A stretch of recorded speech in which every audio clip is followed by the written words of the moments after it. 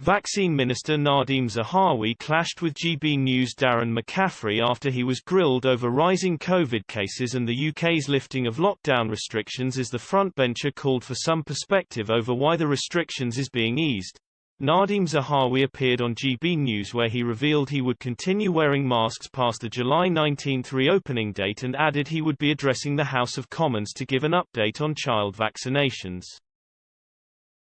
But breakfast host Darren McCaffrey took his opportunity to grill the minister over the rising COVID cases, which some MPs and scientists warn could rise as high as 200,000 a day. Mr. Zahawi bit back and defended the government's decision as he pointed out how the situation in the UK has drastically changed over the past year. Speaking on GB News, Mr. McCaffrey asked Mr. Zahawi why the restrictions were being eased despite fears daily COVID-19 cases could reach into six figures. The vaccine minister was also grilled over the NHS Test and Trace app, which has been pinging many more people than usual, which has made many simply delete the app from their phones. He explained, NHS frontline staff and social care staff, if they are double vaccinated, which they are because they were in phase 1 and right at the top of my priority to get them protected. Then, if they take a PCR test and then negative, they can get back to work.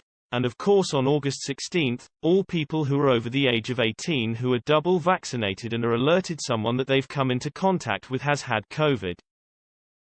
Again, if they test negative, they don't need to self-isolate and can go back to work.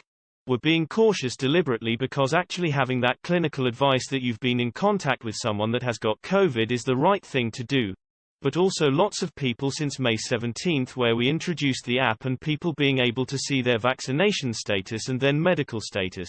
Something like 6 million people have downloaded the app and they haven't just looked at their vaccination status, they've ordered the medication. So prescriptions, 1.2 million prescriptions, they're booked GP appointments, over 100,000 GP appointments. So I think it's worth getting this in perspective, Darren. It's important that people have that clinical advice that they've been in contact with someone. Whilst we manage this totally abnormal year, and try and get it back to as close to normality as possible.